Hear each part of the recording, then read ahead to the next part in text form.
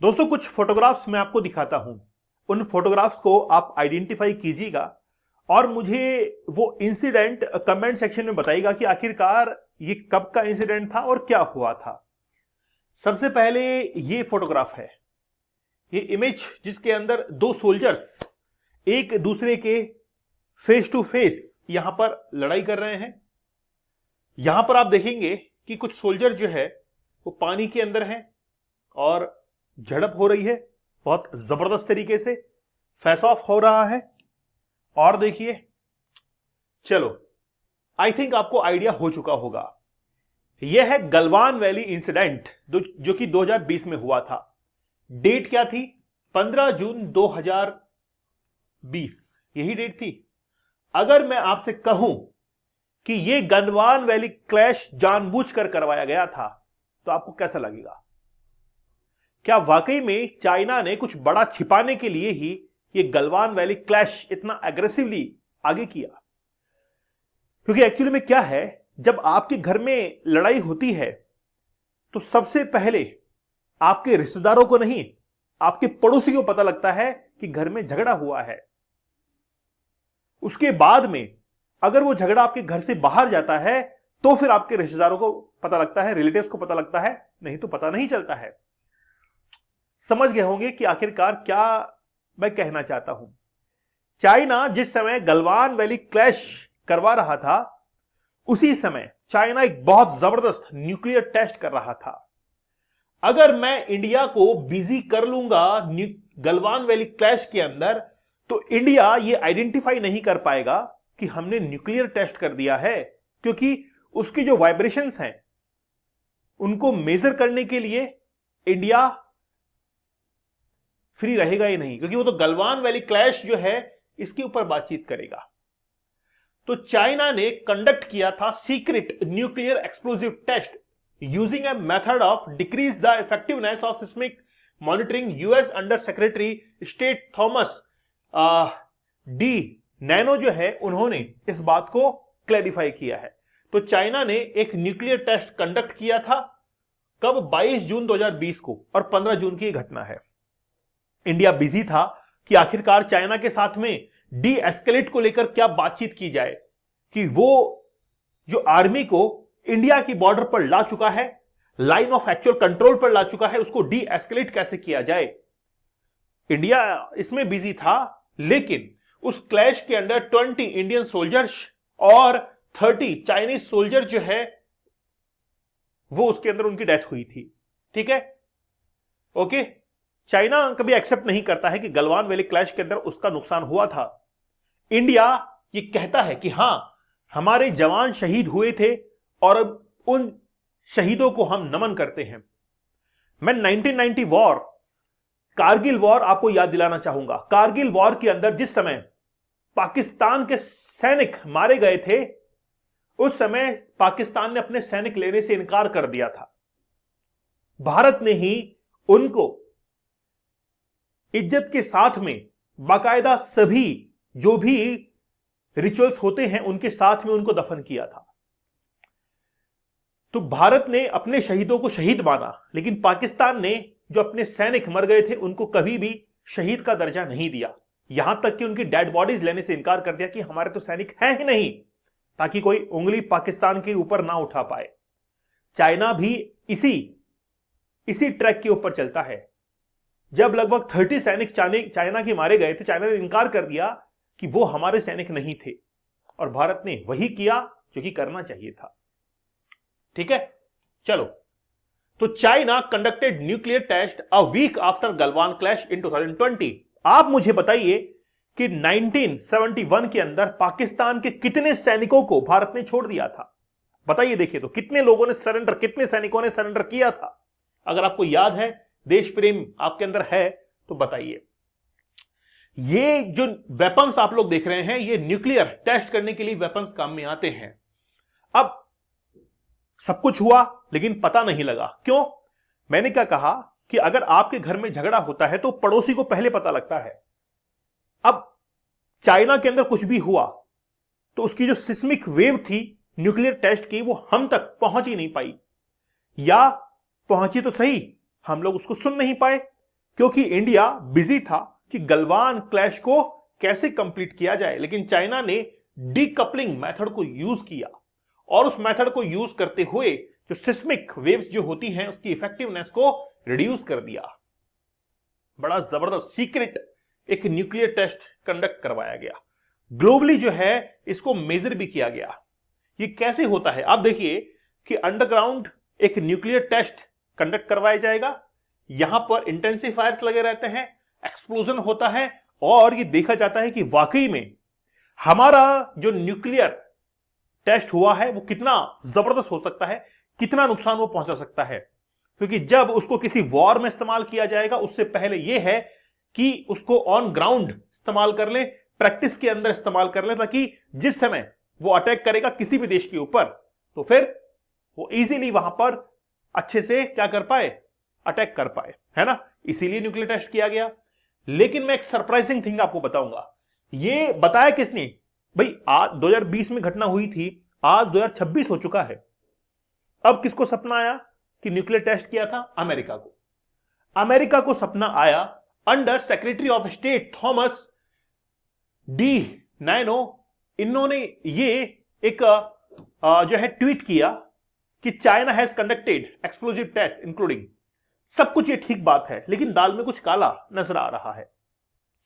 दाल में काला यह है कि आखिरकार अमेरिका को ही यह क्यों पता लगा और अमेरिका को आज 2026 में बताने की कहां जरूरत पड़ रही है कि चाइना ने ऐसा किया था। 2020 में ही बता दिया होता, है ना। या तो अमेरिका ने इंडिया को वाकई में क्या समझा है कि भाई ये तो कुछ भी नहीं है, या फिर अमेरिका ने बहुत बड़ी बात छिपाई। अब मैं इसके पीछे की आपको कहानी बताता हूं। तो ये तो बात आपको समझ में आ गई कि क्या क्या हुआ और ये क्यों कर रहा था चाइना। चाइना न्यूक्लियर वॉरहेड्स बनाना चाह रहा था।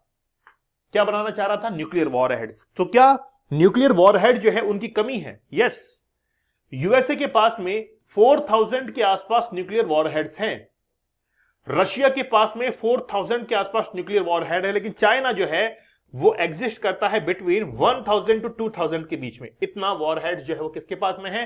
चाइना के पास में। चाइना ये कहता है कि यार कल को अगर अमेरिका के साथ में लड़ाई हुई तो फिर क्या करेंगे हम? ताली तो बजाने से रहे, ताली बजाने से काम नहीं चलेगा। तो चाइना जो है न्यूक्लियर वॉरहेड्स के अंदर इसका इस्तेमाल करता है। न्यूक्लियर वॉरहेड्स क्या होते हैं? एक न्यूक्लियर रिएक्शन इसमें होती है, यूरेनियम का यूज किया जाता है और यूरेनियम जो है वो अलग अलग पार्ट में टूटता रहता है, ये शायद आपको पता होगा। और जो बॉम्ब होता है उसमें सबसे आगे न्यूक्लियर वॉरहेड है ना, समझ चुके होंगे आप लोग, उसके अंदर इसका इस्तेमाल होता है। ठीक है, अब देखिए क्या है इसके अंदर सीन। सीन ये है जनाब कि यूएसए ने आखिरकार ये बताया, है ना, यूएसए ने ये बताया। इसी बात को लेकर तो डाउट है, इसी बात को लेकर तो डाउट है। क्या यूएसए खुद न्यूक्लियर टेस्ट करना चाहता है? जी जनाब, बात तो यही है। यूएसए न्यूक्लियर टेस्ट करना चाहता है और दूसरों को यह कह रहा है कि चाइना ने न्यूक्लियर टेस्ट किया है, ताकि उसको एक ग्रीन कार्ड मिल जाए, ग्रीन सिग्नल मिल जाए और कोई भी देश उसके ऊपर उंगली ना उठाए कि अमेरिका आज अचानक से न्यूक्लियर टेस्ट क्यों करने लग गया है। अमेरिका खुद के लिए रास्ता बना रहा है कि देखो चाइना ने तो 2020 में ही किया था, आज हम उसका खुलासा कर रहे हैं और आप आगे आने वाले समय में देखेंगे कि अमेरिका खुद का न्यूक्लियर टेस्ट करेगा। आज तक अमेरिका ने हजारों के अंदर न्यूक्लियर टेस्ट किए हैं, बहुत न्यूक्लियर टेस्ट किए हैं। आज वो दूसरों देशों के ऊपर सैंक्शंस लगाता है कि न्यूक्लियर टेस्ट नहीं करेंगे। क्यों? और दूसरे देश जैसे इंडिया है, एनपीटी पर साइन नहीं करता है इंडिया, न्यूक्लियर प्रोलिफिकेशन ट्रीटी जो है उस पर साइन इंडिया नहीं करता है। क्यों नहीं करता है? इंडिया का कहना यह है कि भाई अमेरिका ने न्यूक्लियर टेस्ट करके इतना कंप्यूटर का डेटा कलेक्ट कर दिया है कि उसके पास में अब न्यूक्लियर टेस्ट करने की गुंजाइश ही नहीं बची है, मतलब जरूरत नहीं है उसको न्यूक्लियर टेस्ट करने की, इतना डेटा उसने कलेक्ट कर लिया है।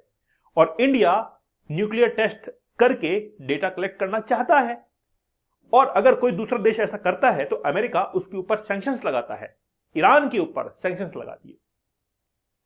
अब अमेरिका खुद तो बन जाएगा बहुत पावरफुल कंट्री, है ना, और दूसरा देश अगर बनने की कोशिश करेगा तो उसको ऊपर उसको ये कहेगा कि हम आपके ऊपर न्यूक्लियर सैंक्शंस लगा देंगे। अब सीटीबीटी की बीच आपको पता होगा सीटीबीटी क्या है।